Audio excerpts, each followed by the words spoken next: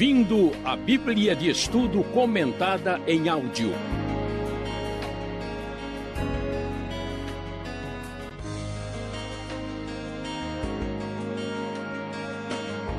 Estudo 24, baseado em Gênesis 25.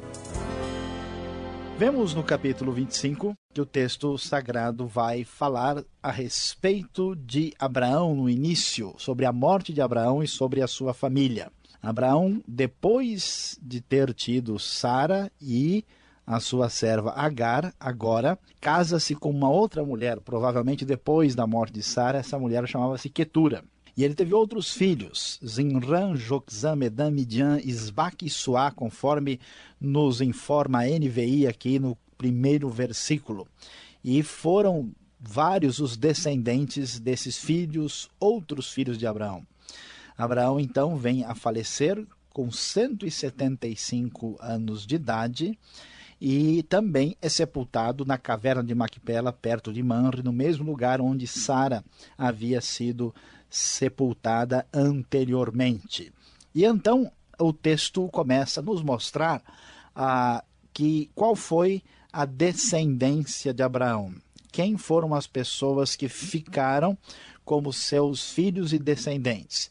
E o propósito do capítulo 25 é fazer uma separação entre aqueles que foram descendentes que não são herdeiros da promessa e como é que Deus deixou isso separado daquele que foi considerado herdeiro da promessa. Então há uma lista aqui de pessoas que estão marcadas como desclassificadas em comparação com a herança da promessa que prossegue através de Isaac e sua família. Então os filhos de Quetura estão fora, caíram para a segunda divisão do livro de Gênesis, não estão na mesma lista.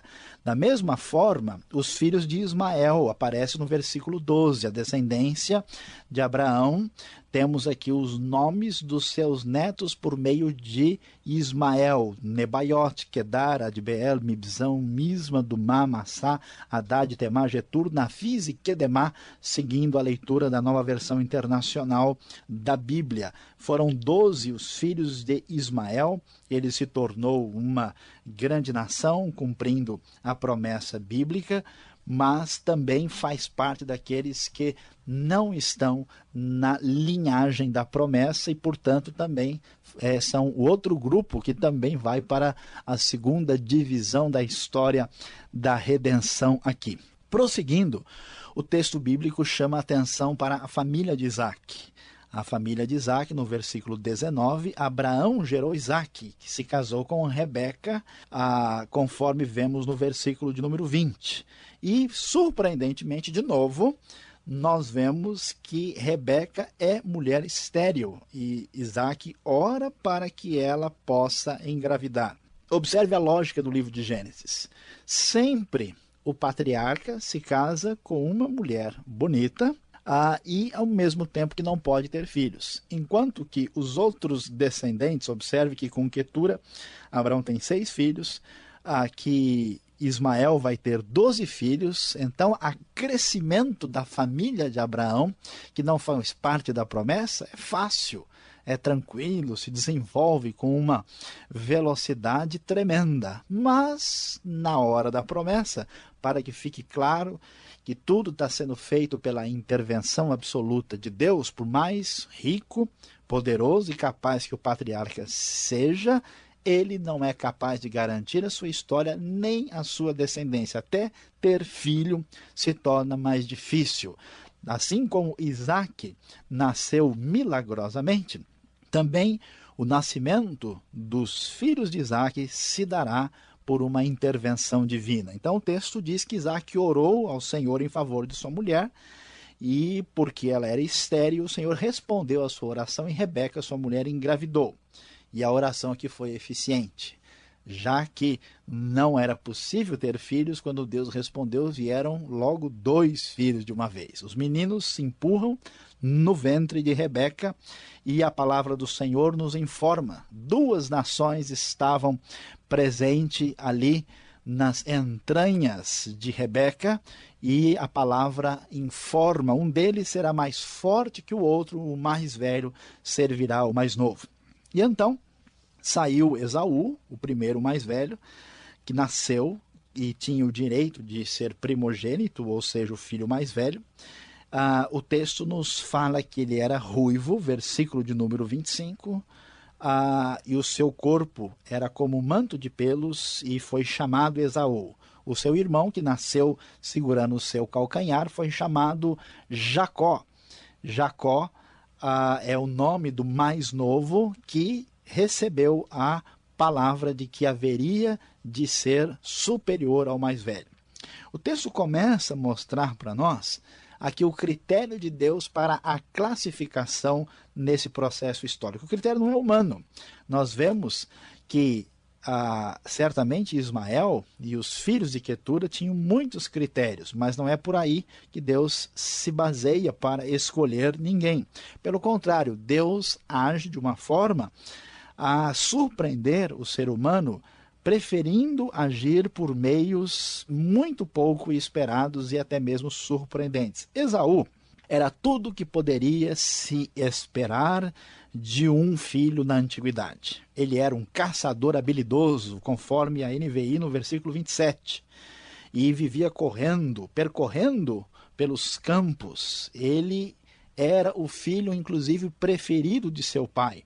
Era todo peludo, conforme certamente admiram os povos semitas antigos da região.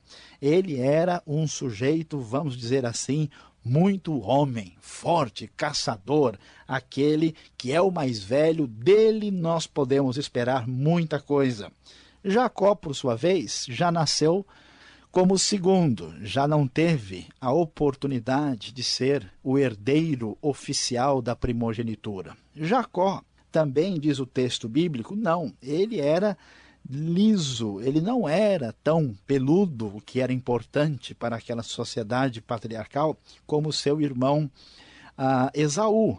O texto diz que, ao contrário de Esaú, Jacó vivia nas tendas, ele ficava mais próximo de sua mãe, e a palavra divina ainda nos diz que Isaac preferia Esaú e Rebeca preferia Jacó.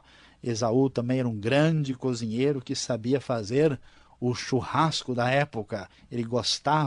Isaac gostava de comer da caça que Esaú trazia. Portanto, quem olhasse a sociedade da ocasião diria, olha, não há muita esperança para esse Jacó.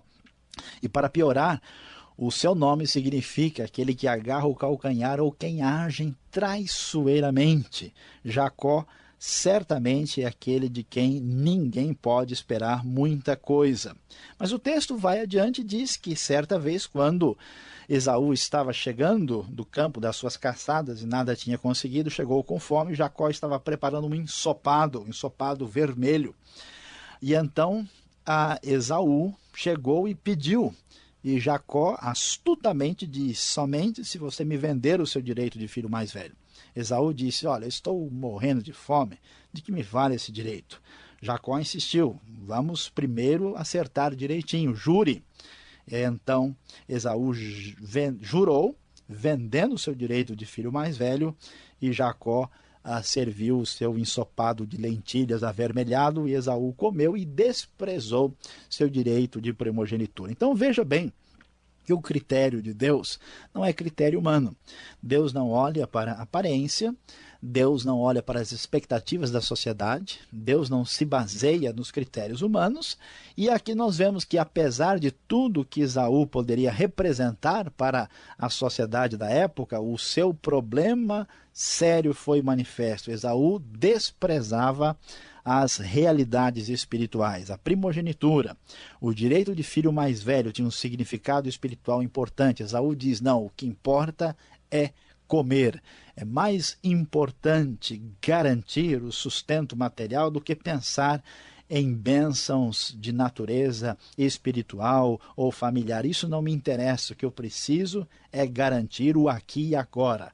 Apesar de Jacó ser fraco, apesar de Jacó ter problemas, o que vai se verificar no texto sagrado, apesar de ele não ser de muita expectativa para a sociedade, ter nascido em segundo lugar, Jacó, com todos os seus erros, enxerga a importância e o valor das realidades espirituais. Então o texto sagrado vai nos mostrar aqui que Deus vai continuar agindo na história e que esse processo é um processo seletivo para que a história da redenção chegue até o seu ponto final. Toda a grande geração de Abraão, por meio de Quetura, e também por meio dos filhos de Ismael, são abençoados por Deus, mas não fazem parte da história da promessa. Esaú é a grande esperança humana por meio de quem as coisas vão acontecer, mas os homens estão enganados. Esaú também não será classificado, ele estará numa outra lista.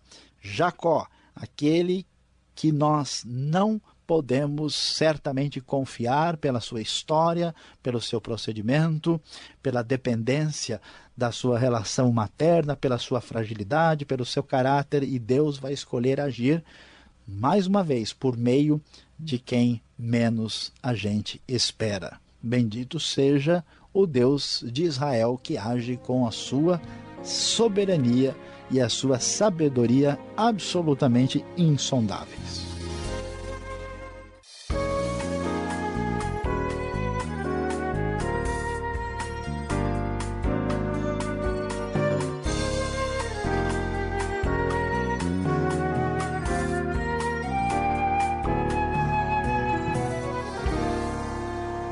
Muito bem, estou aqui de volta trazendo as perguntas e no programa de hoje, no capítulo 25 de Gênesis, estamos falando do critério de Deus. Os classificados, desclassificados, ouvimos de segunda divisão. E aí vem a pergunta: Saião, como pode Deus selecionar um povo exclusivo para si? Podemos dizer então que Deus é parcial, ele tem aquele que ele zela. Aquela de dizer que Deus é brasileiro não vale, né? Bom, Alberto, essa é uma das perguntas talvez mais espinhosas da Bíblia, e aqui nós precisamos entender o que está em vista. Veja, Deus abençoa todas as pessoas, ele faz cair a chuva sobre os bons e os maus. Vamos ver que quando Deus faz a sua promessa a Abraão, a finalidade última é que todas as famílias da terra, todos os povos sejam abençoados. Agora, quando nós vamos fazer qualquer coisa, qualquer atividade, nós sempre temos um começo. Ninguém vai operar um corpo, por exemplo, começando a cortar por todas as partes. Então, em qualquer situação da realidade da vida, cada pessoa tem o seu lugar e o seu papel. É como o corpo humano. Todo mundo tem que ter coração e tem que ter a dedo. Tem que ter cabelo e tem que ter o pulmão e o fígado. A pessoa desempenha um papel, assim como cada parte do corpo tem a sua função. Quando Deus escolhe Abraão e faz aliança com o seu povo, com Israel, isso de certa forma é um privilégio, mas também é uma responsabilidade maior. Então, de certa forma, podemos dizer que Deus seleciona um povo não por seus méritos. Deus não escolhe baseado no merecimento ou em critérios absolutamente sem fundamento. Ele escolhe com uma função e uma finalidade. E o propósito final desse povo não é ele mesmo, não é a finalidade em si mesmo, mas sim que esse povo esteja sendo instrumento de Deus para a bênção de todas as famílias da terra. Então, de certa forma, Deus escolhe, sim, ele tem uma relação de exclusividade num determinado aspecto de função, mas isso não quer dizer que Deus desvalorize as outras pessoas. Deus tinha bênção para Ismael, Deus tinha bênção para os outros descendentes de Abraão, mas a função específica de redenção se deu por meio de Israel. Então, no sentido absoluto, Deus não é parcial. Ele escolhe cada pessoa ou cada povo para desempenhar uma determinada função na história. Está em vista aqui, então, um povo ser canal para a vinda da promessa, da descendência, né? Exatamente. Do Redentor, né? Exatamente. Tanto é que dentro do povo da aliança vamos ver várias pessoas que são reprovadas por Deus e não são garantidas só porque eles fazem parte do povo da promessa. Mesmo tendo entre os classificados, eles também caem para a segunda divisão. Olha o perigo. Falando em povo, especificamente aqui de uma família. Capítulo 25 de Gênesis, verso 27 e 28, nos mostra que há uma família dividida aqui, Sayão. Existe preferência do pai, o da mãe. Um parece que é um habilidoso caçador, né? Gosta, né?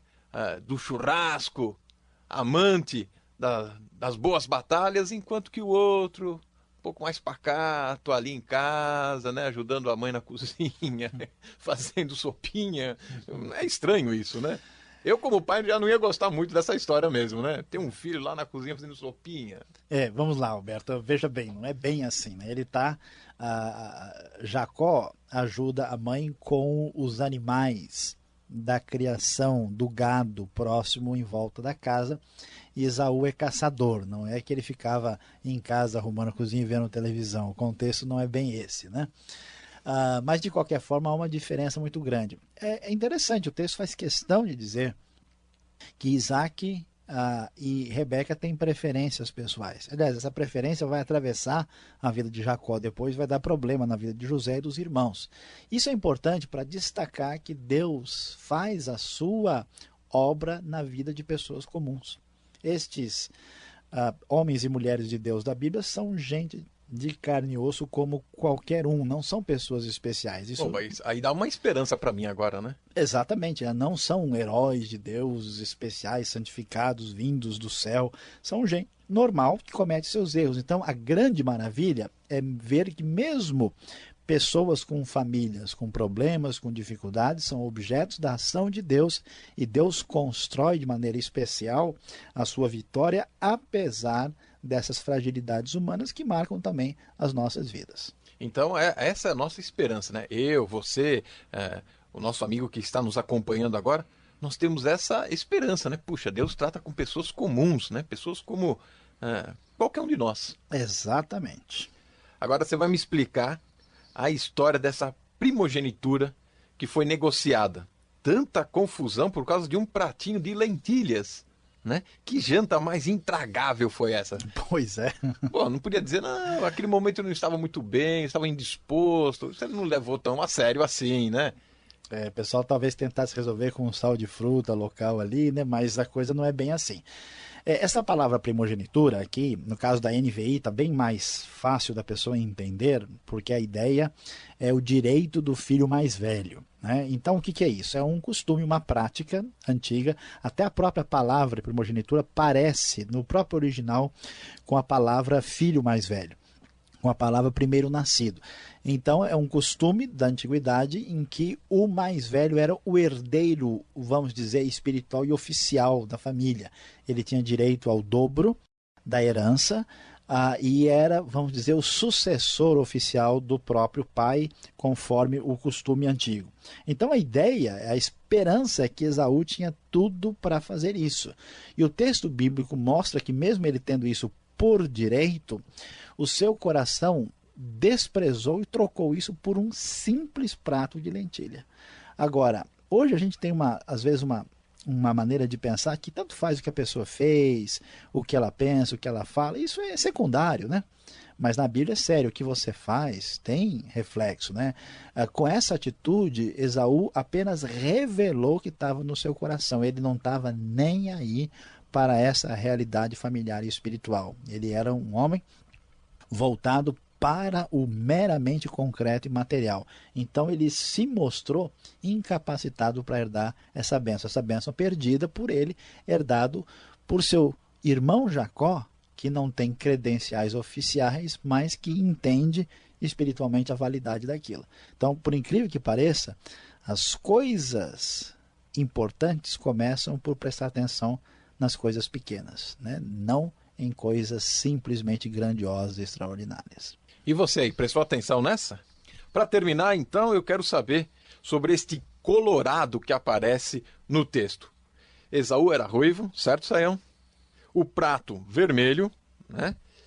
Por que tanta ênfase nesta cor? E sabemos que Edom, né, tem essa conotação, né, do vermelho. E surgiu, então, um povo pele vermelha?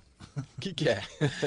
Olha, Alberto, é interessante aqui, porque a língua hebraica tem até um jogo de palavras com isso. De fato, Edom, né, tá ligado com Adum, que é vermelho, e esse é o nome que Esaú vai receber. Tem curiosidades aqui que chamam atenção. Por exemplo, a palavra sangue em hebraico é dam. O primeiro homem é o Adam, né? Ele é tirado da terra, que é o Adamá, e a cor é o Adum, que dá o Edom. Tá vendo só quanta coisa avermelhada temos aí? Essa palavra, na verdade, que tem o nome de Esaú aqui, a palavra traduzida por ruivo, ela pode significar até um vermelho escuro perto do marrom. Portanto, alguém até poderia dizer, talvez ele fosse moreno. Ou quem sabe uma cor graná. Talvez, mas mais sugestivo. É muito provável que não, porque todo o contexto, como você disse, é colorado o suficiente aqui, então é provável que ele fosse realmente o ruivo ou muito perto disso. Então existe um jogo de palavras que tem uma finalidade assim, literária, de marcar, né? Gênesis tem esse foco muito, vamos assim dizer, didático, para a pessoa não esquecer. Quem lesse isso até no original ficaria mais firme. Então foi destacado essa coloração aqui para ficar mais forte, né? Atingir bem a memória do sujeito para não esquecer da história com facilidade. Agora, os edomitas vão ser os descendentes de Esaú, e essa relação de complicação entre os dois é muito clara. Sempre eles se tornaram adversários de Israel na história e sempre foram difíceis de relacionamento. Tanto é que a gente vai ter um livro, por exemplo, de Obadias, dedicado especificamente a criticar a arrogância e o orgulho de Edom e a sua quebra de fraternidade. Os problemas aí prosseguem adiante. E eles vão longe. A gente vai saber que Herodes, no Novo Testamento, ele é um idumeu, né, que está relacionado com essa herança edomita, que depois vai desaparecer, mas atravessa os anos numa relação difícil, assim como começou. Bom, e do jeito que terminou, vendendo a sua primogenitura, ele deve ter ficado vermelho de vergonha, não é? Possivelmente. Obrigado pela explicação, Sayão, e convido você agora a acompanhar a conclusão do nosso estudo de hoje.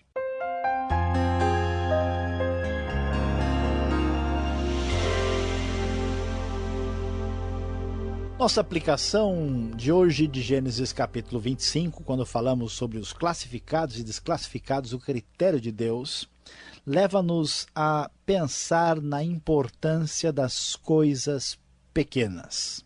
Geralmente nós aprendemos a valorizar as coisas a partir do critério da sociedade. A sociedade valoriza pelo o que se vê, pelos critérios humanos, por valores que são consenso na opinião dos homens. Aqui na Bíblia vemos que Deus não enxerga a coisa ou as coisas como os seres humanos. Ele valoriza outras coisas que não têm valor para os homens.